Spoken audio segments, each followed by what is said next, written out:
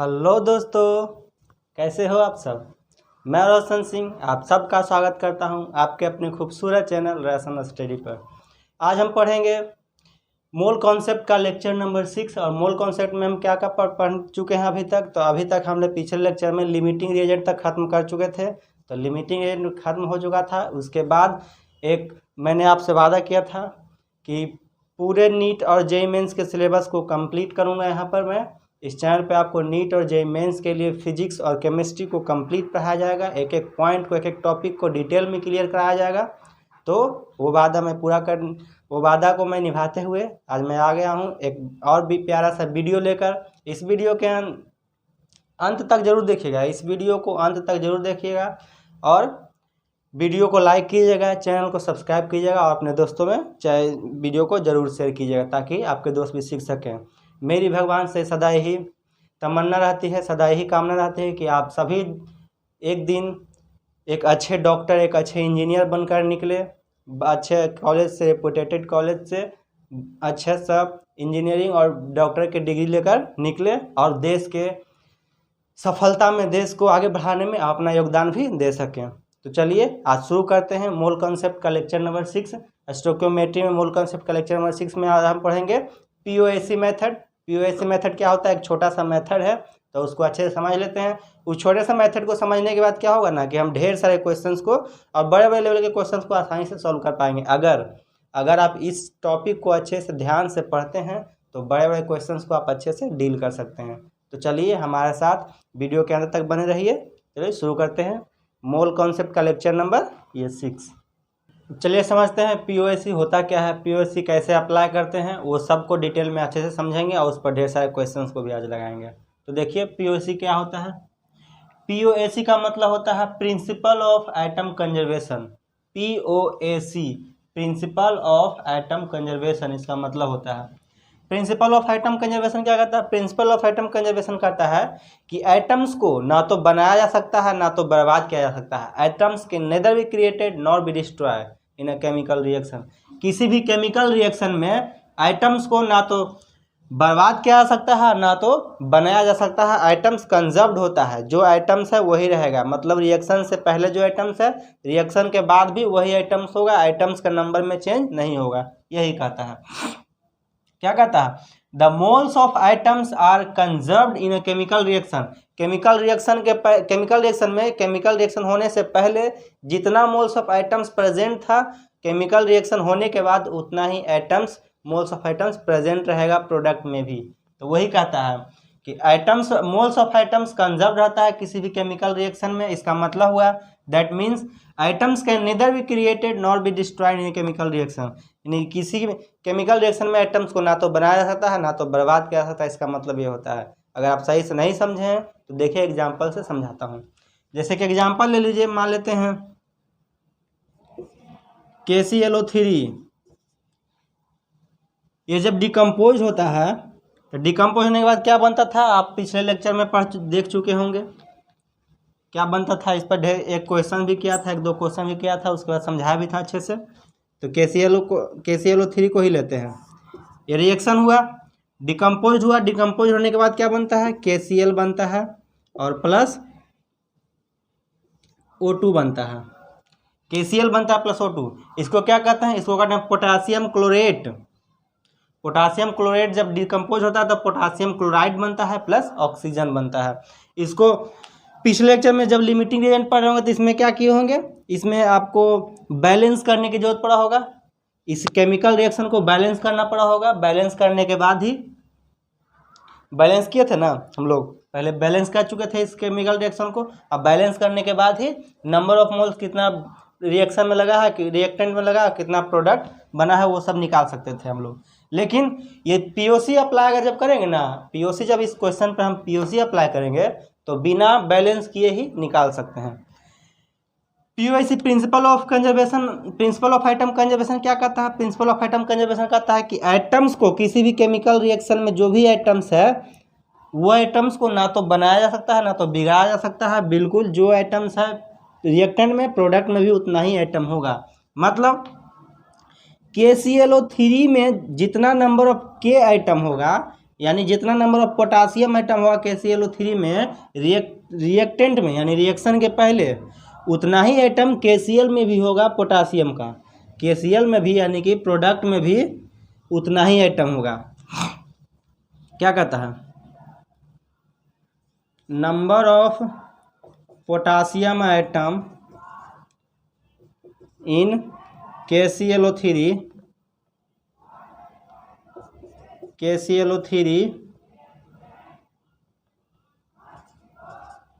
is equal to number of K atoms in KCl, यही कहता है। यानी कि number of potassium item KClO3 में जितना होगा उतना ही number of K atom KCl में भी होगा। KCl में भी उतना ही नंबर ऑफ K आइटम होगा। यानी रिएक्टेंट में रिएक्शन के पहले जो आइटम है, नंबर ऑफ आइटम है पोटासियम का, रिएक्शन के बाद प्रोडक्ट में भी उतना ही नंबर ऑफ पोटासियम आइटम होगा। इसका मतलब क्या हुआ, इसका मतलब हुआ कि अगर एक पोटासियम है KCl रिएक्टेंट में KClO3 में, तो KCl में भी एक पोटासियम होगा। अगर 2 पोटासियम है KClO3 में, तो KCl में भी 2 पोटासियम होगा। अगर 3 पोटासियम है KClO3 में, तो 3 पोटासियम इसमें भी होगा, KCl में भी होगा। यानी कि अगर हम बोले कि KCl में 2 मोल KCl में 2K आइटम है, 2 मोल K आइटम है, तो 2 मोल KCl में कितना होगा, 2K आइटम इसमें भी। 2 मोल KClO3 में 2 मोल आइटम है, तो उसी तरह से 2 मोल KClO3 में इसमें भी 2 मोल KCl में भी 2 आइटम ही होगा। ठीक है, समझ में आ रहा है।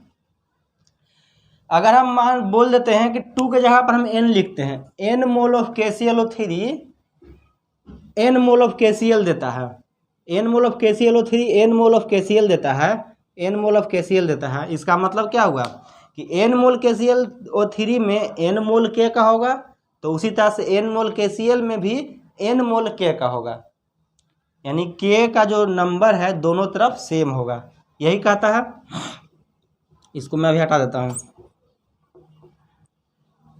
अब ज़रा देखिए, number of K item in KClO3 कितना है, number of moles of n mole of K item, n mole of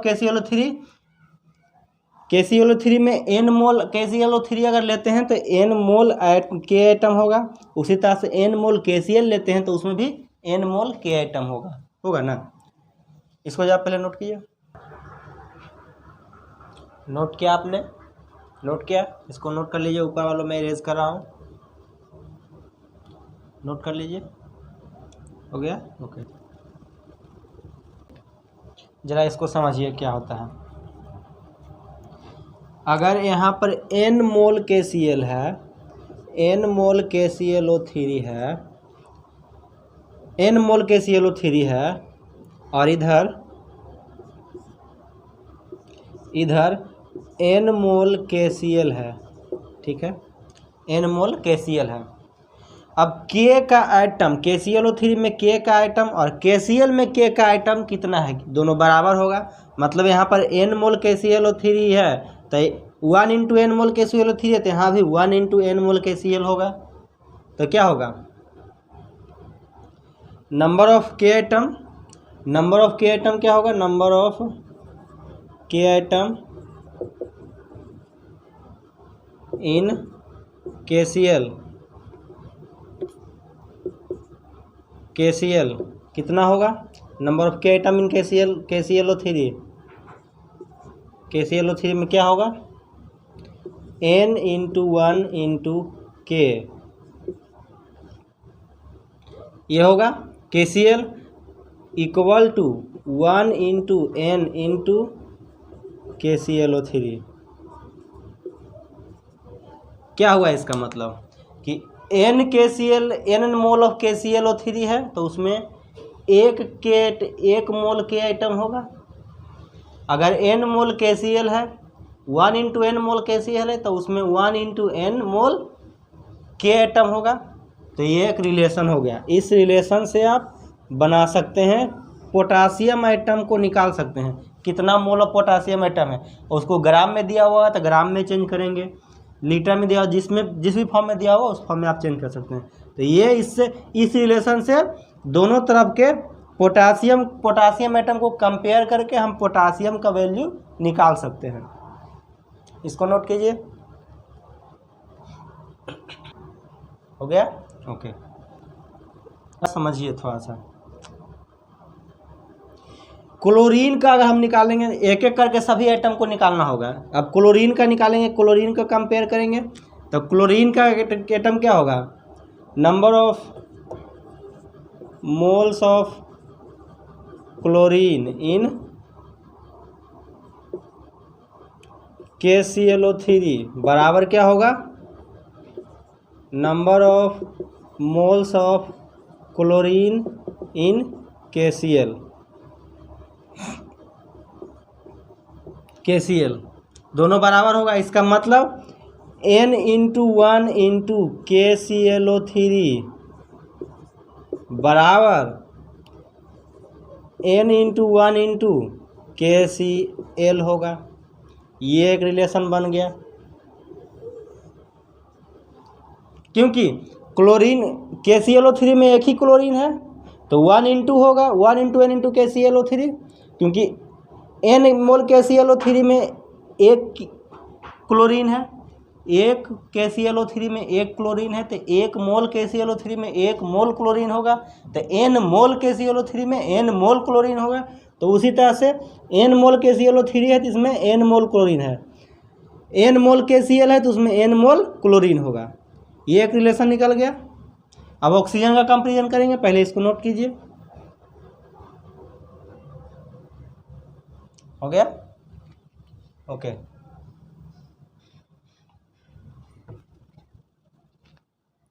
अब जरा ऑक्सीजन को देखते हैं। ऑक्सीजन क्या है? N mole of oxygen O2। तो नंबर ऑफ O आइटम निकालेंगे,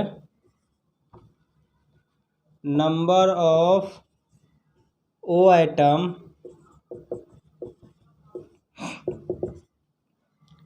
इन O2, number of O atom in KClO3 बराबर number of O item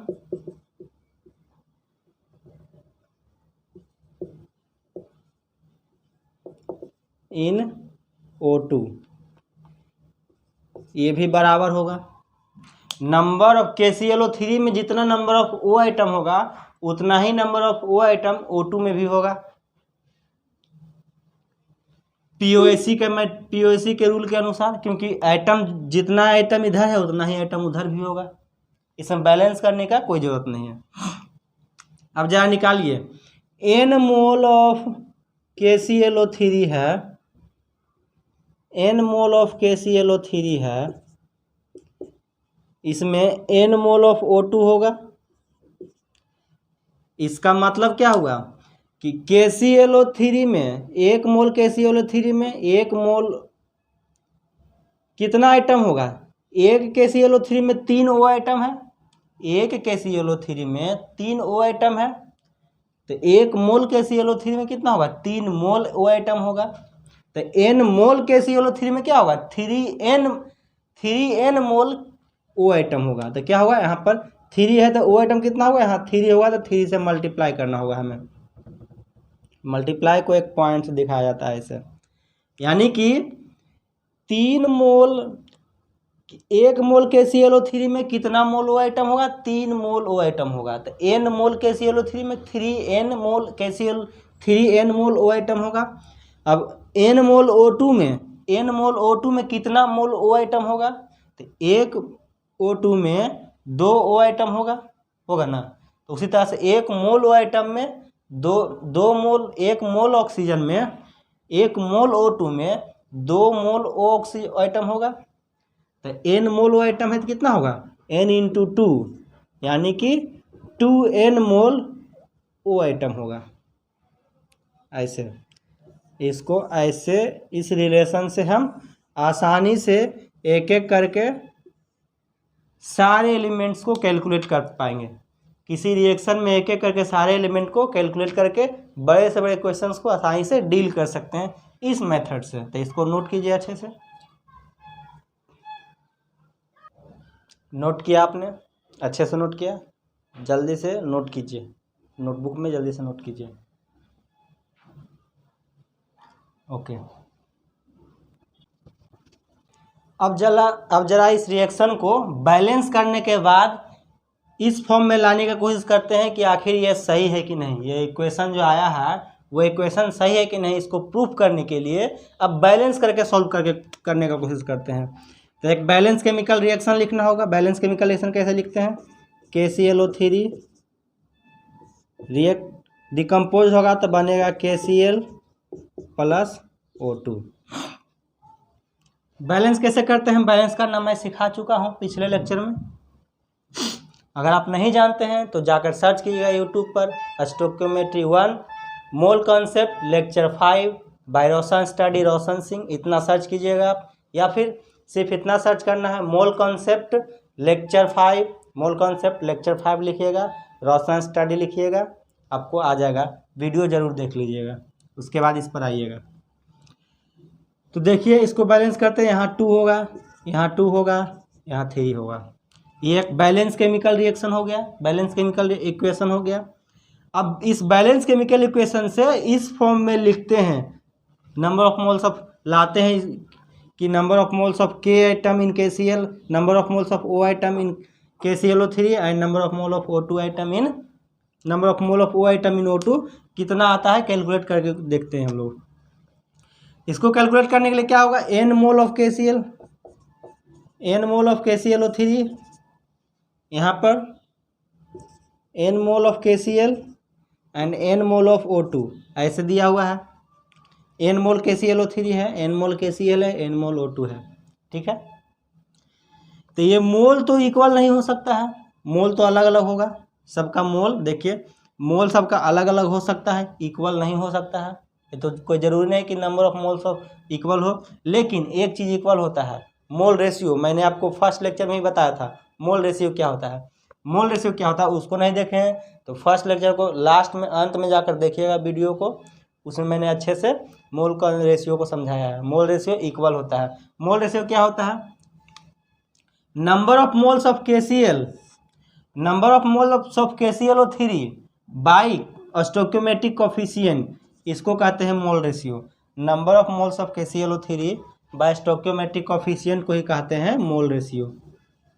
mole ratio क्या होता है? Number of moles of KClO3 कितना है? n मोल ऑफ KClO3 है, तो n mole of KClO3 by stoichiometric coefficient, ये कहलाया मोल रेशियो। आप लेक्चर को फर्स्ट लेक्चर में इसी टॉपिक के इसी मोल कॉन्सेप्ट का फर्स्ट लेक्चर सर्च कीजिएगा, मोल concept lecture 1 bye Roshan study Roshan Singh search कीजिएगा, आपको मिल जाएगा वीडियो। उसको अंत में लास्ट में जाकर देखिएगा वीडियो को, मैंने उसमें अच्छे से समझाया है mole concept ratio, mole ratio को। तो ये जो मोल रेशियो है number of moles of KClO3 by stoichiometric coefficient, ये बराबर होगा number of moles of KCl n KCl by उसका स्टोइकियोमेट्रिक कोफिशिएंट, इसके बराबर होगा। और ये बराबर होगा number of moles of NO2 by stoichiometric coefficient. ये रिलेशन देखिए, बैलेंस करने के बाद ये रिलेशन, और यही रिलेशन जो है यहाँ से बिना बैलेंस किए हुए आ गया कि नहीं? ये 2 आएगा इधर डिवाइड में, ये 3 जाएगा उधर डिवाइड में, तो हो जाएगा कि नहीं इस फॉर्म में। या फिर इसी को लिखिए ना, n KClO3 by 2 equal to NO2 by 3। ये यहाँ से ये मल्टीप्लाई होगा इसमें, इसके ये मल्टीप्लाई होगा इसमें, तो क्या बनेगा? देखिए क्या बनेगा, 3 into n KClO3 equal to क्या होगा? 2 इंटू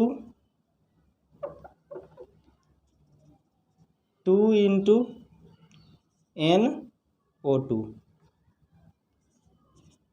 देखिए ये रिलेशन आया कि नहीं, ये रिलेशन और इस रिलेशन को कंपेयर कीजिए, ये रिलेशन आया कि नहीं, कैसे आया। मोल रेशियो सबका इक्वल होता है, नंबर ऑफ मोल तो इक्वल नहीं हो सकता है लेकिन मोल रेशियो इक्वल होता है। वो मैंने पहले ही लेक्चर में बताया था मोल रेशियो कैसे इक्वल होता है। एन मोल ऑफ KClO3 है तो कितना मोल रेशियो होगा, n mole KClO3 by stoichiometric coefficient 2, n mole of KCl by stoichiometric coefficient 2, n mole of O2 by stoichiometric coefficient 3। इन दोनों को जब कंपेयर कीजिएगा, इसको और इसको कंपेयर कीजिएगा, बैलेंस करने के बाद ये कंपेयर कर रहे हैं और बिना बैलेंस किए हुए कंपेरिजन में ये देखिए आ गया वैल्यू। और ये बैलेंस करने के बाद ये दोनों को जब कंपेयर करेंगे, देखिए यहाँ पर कंपेयर करते हैं हम लोग,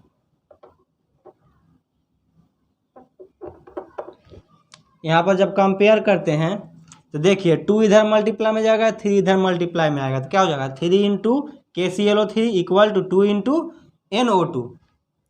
एन मोल ऑफ O2 था, एन मोल ऑफ O2 था, n mole of O2 by stoichiometric coefficient इधर, n mole of KClO3 by stoichiometric coefficient इधर, ये इधर मल्टीप्लाई होगा, इधर मल्टीप्लाई क्या होगा 3 into N KClO3 equal to 2 into NO2। हुआ कि नहीं। तो number of moles of O atom जितना है इसमें होगा उतना ही उसमें भी होगा। तो इस तरह से रिलेशन निकाल सकते हैं आप। इसको जब कंपेरिजन करेंगे, इसको यहाँ से मल्टीप्लाई इससे करेंगे तो क्या हो जाएगा 3 इंटू N KClO3 बराबर 2 इंटू NO2। सेम रिलेशन आया कि नहीं, देखिए सेम रिलेशन है दोनों, बैलेंस करने के बाद भी, बैलेंस करने से पहले भी वही आ गया। नोट कीजिए, नोट कर लीजिए, हो गया ओके।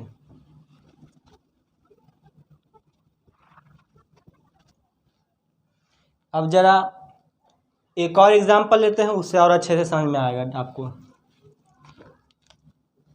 एक और एग्जांपल ले लेते हैं, मान लीजिए SO2 है प्लस O2 है, इन दोनों का जब रिएक्शन होता है तो बनता है SO3। SO2 जब O2 से रिएक्ट करता है तो SO3 बनाता है। अब इसमें कैसे POC अप्लाई करेंगे, देखिए अप्लाई करना आपको POC अप्लाई करना, principle of atom conservation. Principle of atom conservation कितना क्या कहता है कि जितना आइटम्स रिएक्टेंट में होगा उतना ही आइटम्स प्रोडक्ट में भी होगा। यानी कि सल्फर आइटम निकालना है तो number of moles of sulphur atom in SO2 is equal to number of moles of sulphur atom in SO3 भी होगा। नंबर ऑफ मोल्स ऑफ S atom in SO2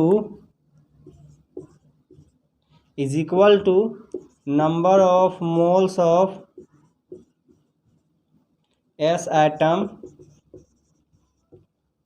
in SO3। ये दोनों बराबर होगा।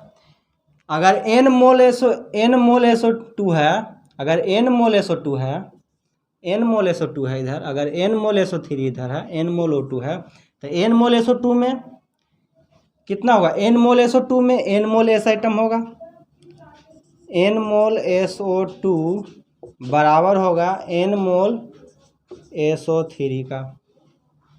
ये relation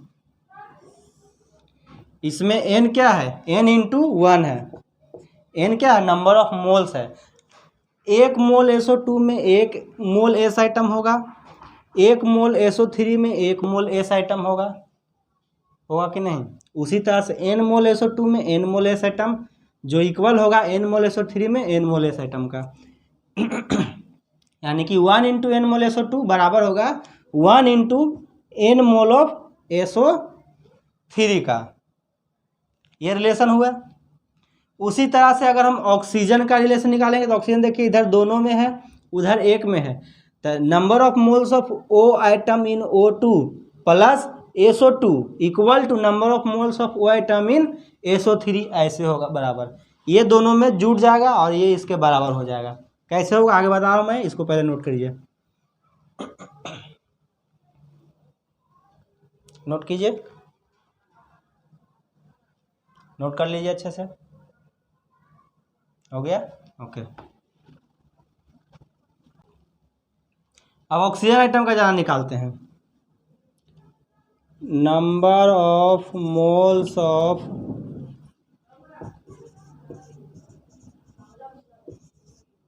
O atom in SO2 plus number of moles of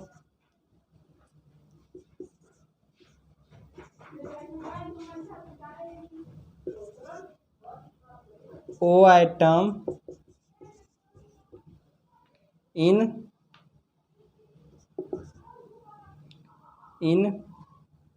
SO2 is equal to, ये बराबर होगा किसके? Number of moles of O atom in SO2 plus number of moles of O atom in O2 बराबर होगा number of moles of O atom in SO3 में। ऐसे number of moles of O items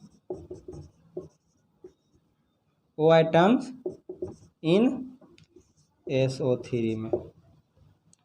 इसको equation के form में लिखते हैं तो कैसे लिखेंगे? N into N mole of SO2 plus N mole of O2 बराबर होगा N मोल ऑफ SO3 का। अब O आइटम इसमें कितना होगा? तो इसमें O आइटम कितना होगा? SO2 एक मोल, एक SO2 में दो आइटम है, दो ऑक्सीजन आइटम है, दो O आइटम है। तो एक मोल SO2 में क्या होगा? एक मोल O आइटम होगा, दो मोल O आइटम होगा। तो N मोल SO2 में 2N मोल O आइटम होगा। तो इसमें 2 से मल्टीप्लाई होगा। इसमें एक मोल O2 में एक O2 में एक दो O आइटम है। तो एक मोल O2 में दो मोल O आइटम होगा। तो N मोल O2 में कितना होगा? N मोल 2N मोल O आइटम होगा। तो यहाँ भी 2 से मल्टीप्लाई होगा। और ये बराबर किसके होगा? इसके। इसमें एक मोल एक SO3 में कितना O आइटम है? 3 O आइटम है। ठीक है, तो एक मोल SO3 में 3 मोल O आइटम होगा। तो N मोल SO3 में 3N मोल O आइटम होगा। तो यहाँ पर 3N मोल हो जाएगा, 3 इंटू N मोल। ये ऐसे ये रिलेशन बनेगा। इस रिलेशन से हम अच्छे क्वेश्चंस को आसानी से सॉल्व कर पाएंगे, आप लगा कर पाएंगे। देखिए ऐसा ही लगा सकते हैं, सिंपल। इतना तो मैं आपको समझाने के लिए बता रहा हूँ, आप केवल सोच के देख सकते हैं कि O आइटम यहाँ कितना होगा? तो 2 इंटू SO2 होगा बराबर 2 into SO2 plus 2 into O2। इसको जल्दी से जरा नोट कीजिए। हो गया? ओके। इस क्वेश्चन को जरा सॉल्व कीजिए, एक बेहतरीन लेवल का क्वेश्चन है।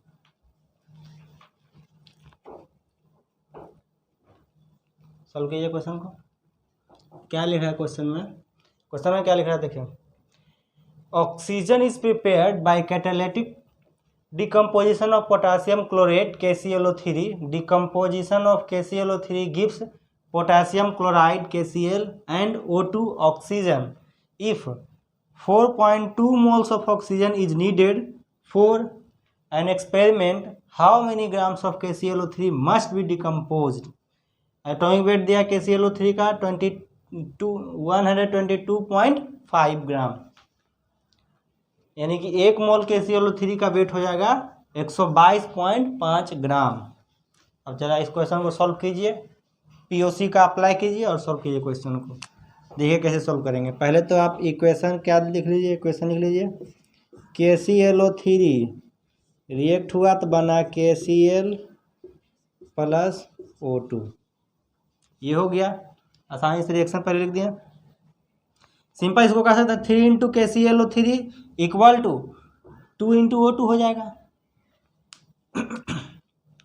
जल्दी अगर आप समझ गए तो जल्दी कर सकते हैं, नहीं तो अच्छे से ध्यान से समझिए। N mole of KCl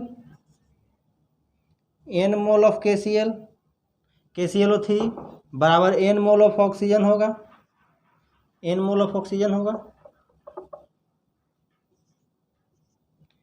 n mole of oxygen होगा and n mole of KCl होगा, n मोल ऑफ KCl होगा। इसका मतलब इक्वेशन कैसे, डायरेक्ट हम इसको और इसको कंपेयर कर लेते हैं, कोई झंझट नहीं है, बैलेंस करने का कोई झंझट नहीं, इसको इसको एक दूसरे से कंपेयर कर लेते हैं तो क्या हो जाएगा, ऑक्सीजन, इसके ऑक्सीजन को कंपेयर करते हैं। अब देखिए एक ऑक्सीजन, एक KClO3 में 3 ऑक्सीजन है, तो n मोल KClO3 में 3n मोल KCl, 3n मोल के क्या होगा, 3n O आइटम होगा, तो क्या हो जाएगा यहाँ पर 3 इंटू n KClO3 इतना हो जाएगा, बराबर क्या हो जाएगा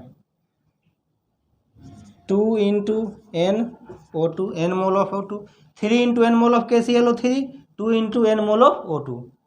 यहाँ से हम देखिए क्या निकालना हमें क्या निकालना है कि 4.2 मोल ऑक्सीजन है एक एक्सपेरिमेंट के लिए, तो उस एक्सपेरिमेंट में कितना ग्राम में पूछा है, कितना ग्राम KClO3 बनेगा, कितना ग्राम KClO3 बनेगा। अगर 4.2 मोल ऑक्सीजन है तो कितना ग्राम KClO3 बनेगा।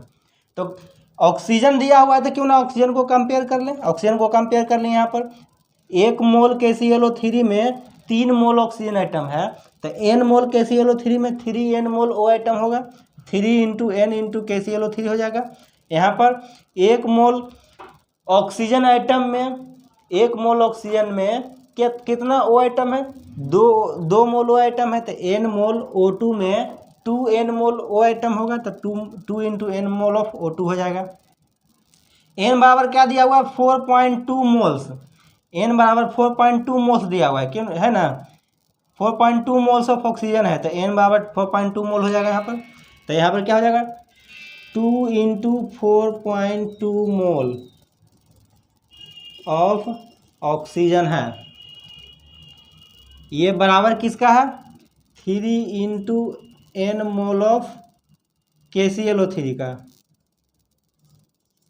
हमें पता नहीं कितना मोल KClO3 कितना मोल है, वो तो पता नहीं है, तो मोल नहीं निकालना पूछा है यहाँ पर, डायरेक्ट बोला है वेट निकालिए इसका ग्राम में। तो ग्राम में वेट कैसे निकालेंगे, डायरेक्ट इसका, ये जो डायरेक्ट इसको है, इसका एटॉमिक वेट क्या करते हैं हम, given mass by atomic mass, given mass तो है नहीं इसमें, नंबर ऑफ मोल्स यहाँ पर given mass by atomic mass होगा, नंबर ऑफ मोल n बराबर निकालेंगे तो n बराबर क्या हो जाएगा, नंबर ऑफ मोल बराबर given mass by atomic mass. तो इसका गिवन मास कितना है पता नहीं है, तो इसको x मान लेंगे। यहाँ पर देखिए जरा 3 इंटू एक्स, गिवन मास पता नहीं तो गिवन मास को x मान लेते हैं। इसका KClO3 का मास दिया हुआ कहीं नहीं है, वही पूछा है, तो हम x का वैल्यू निकालना है, KClO3 का मास पूछा है तो इसका हम मास x मान लेते हैं। तो 3 into mass of number of moles of KClO3 है, number of moles of KClO3 है ना, तो number of moles of KClO3 बराबर क्या होता है given mass by atomic mass. अब गिवन मास तो पता नहीं, एटॉमिक मास तो दे दिया यहाँ पर, लेकिन गिवन मास पता ही नहीं है कितना मास दिया हुआ है, उसी को निकालना है। तो गिवन मास को x मान लेते हैं, और x गिवन मास x होगा। यहाँ पर देखिए 3 into given mass of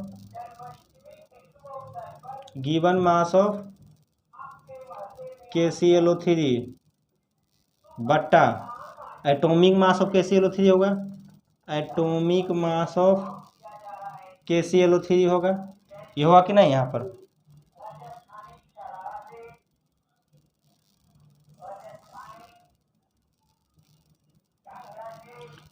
atomic mass of KClO3 होगा, तो ये गिवन मास तो पता नहीं, तो इसी गिवन मास को हम माने हैं x। तो 3 इंटू गिवन मास है कि नहीं दिया हुआ यहाँ पर देखिए, तो 3 इंटू एक्स कर दी यहाँ पर, इसको मैं रेज कर देता हूँ, और उसके बटा में एटॉमिक मास कर देंगे। तो हम इसी को लिख रहे हैं, ध्यान दीजिएगा, इसी को लिख रहे हैं 3 into n mole of KClO3। n mole of KClO3 पता नहीं कितना मोल है, इसको डायरेक्ट हमें वेट निकाल, कैसे डायरेक्ट कैसे वेट निकालते हैं जो देखिए। तो इसको हम क्या लिख सकते हैं given mass by atomic mass, given mass पता नहीं तो गिवन मास को x मान लेते हैं। यहाँ पर देखिए let given mass of KClO3 bx x मान लिए। नंबर ऑफ KClO3 ये वेट देखे दिया हुआ है, एटॉमिक वेट दिया हुआ है यहाँ पर, ये एटॉमिक वेट दे दिया है। Late given mass of KClO3 बराबर भी एक्स मान लिए हम लोग, तो गिवन मास हो जाएगा given mass by atomic mass. Atomic mass कितना है, एटॉमिक मास इतना ग्राम है, 122.5 ग्राम है। और ये कि ऊपर कितना मल्टीप्लाइड में है, 3 मल्टीप्लाइड में, तो यहाँ पर 3 से मल्टीप्लाई कर देंगे। और ये बराबर किसका है, ये बराबर होगा इसका, इसके नंबर ऑफ मोल्स के बराबर है, इसके नंबर ऑफ मोल्स के बराबर है। इसको नंबर ऑफ मोल्स को कर लेते हैं, देखिए 2 × 4.2 मोल, ये हो गया, ये दोनों बराबर है। अब इसको इधर लेके एक्स का वैल्यू निकाल लेंगे, तो एक्स का जो वैल्यू आएगा वो इसका एग्जैक्ट आंसर होगा। एक्स का कैसे वैल्यू निकालेंगे देखिए जरा,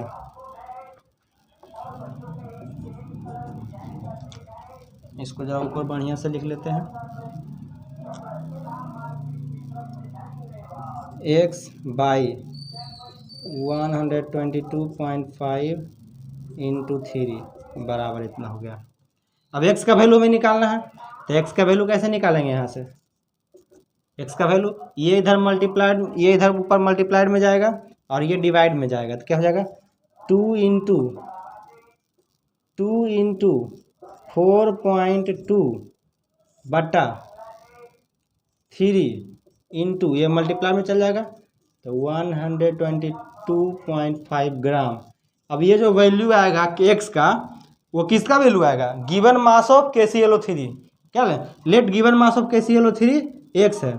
हमें यही पूछा था KClO3 का मास कितना होगा, 4.2 मोल ऑफ ऑक्सीजन से रिएक्ट करने के लिए, तो वो निकालना है। तो एक्स का जो वैल्यू आएगा वही निकल जाएगा डायरेक्ट। हमें कैसे निकलेगा जरा देखिए, अब यहाँ से पॉइंट हटाते हैं तो नीचे आ जाएगा 100, यहाँ से पॉइंट हटाएंगे तो नीचे आ जाएगा 10 आएगा, 0 आएगा, यहाँ से पॉइंट आएगा नीचे 0 आएगा, तो टोटल 100 हो जाएगा।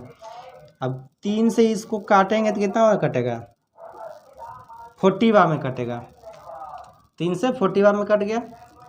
अब जरा देखिए, मल्टीप्लाई कीजिए इन दोनों को, एक्स का वैल्यू निकालते हैं, एक्स का वैल्यू निकालते हैं, यहाँ से एक्स का वैल्यू निकाल लीजिए, आपको आंसर आ जाएगा। एक्स का वैल्यू कैसे निकालेंगे देखिए, 2 ×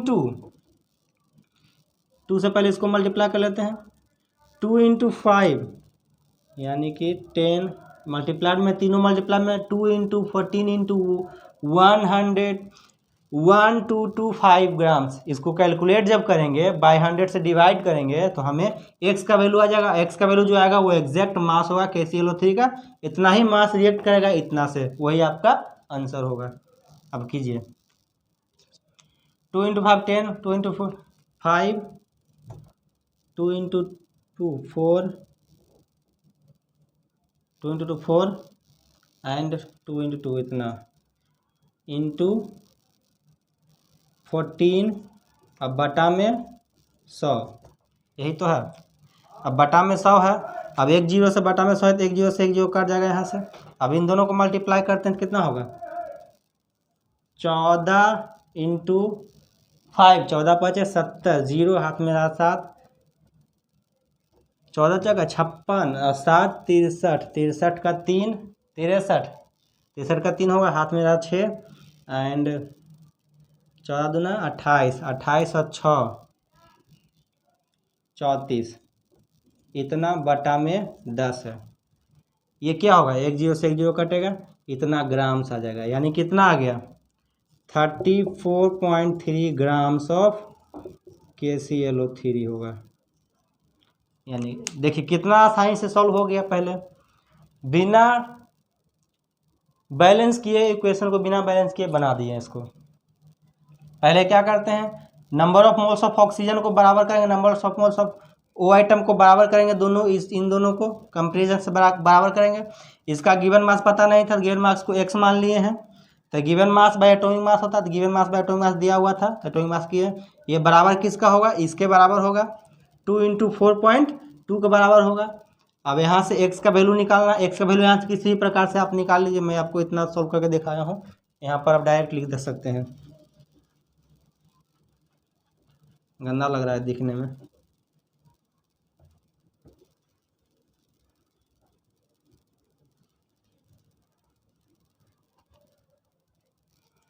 यहाँ से जब इसको कंपेरिजन करेंगे तो इसका वैल्यू कितना आ जाएगा देखिए,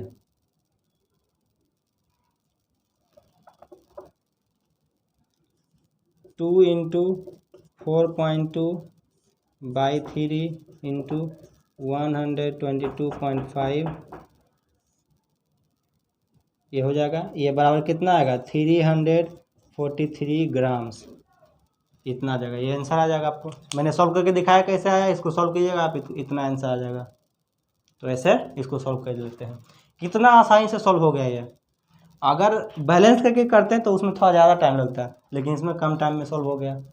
नोट कीजिए इसको।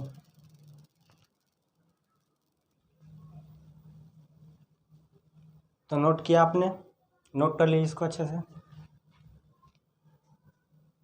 नोट कर लीजिए। तो इसी तरह से पीओसी अप्लाई करके बड़े बड़े क्वेश्चन को भी सॉल्व किया जा सकता है। तो अगले लेक्चर में मैं कुछ क्वेश्चन को सॉल्व करवा दूंगा पहले, उसके बाद आगे का लेक्चर कंटिन्यू करूंगा। पहले इसी लेक्चर पर बेस्ड कुछ क्वेश्चन को सॉल्व कराऊंगा आपको प्रैक्टिस कराने के लिए। मैंने आज एक क्वेश्चन सॉल्व कर दिखा दिया है।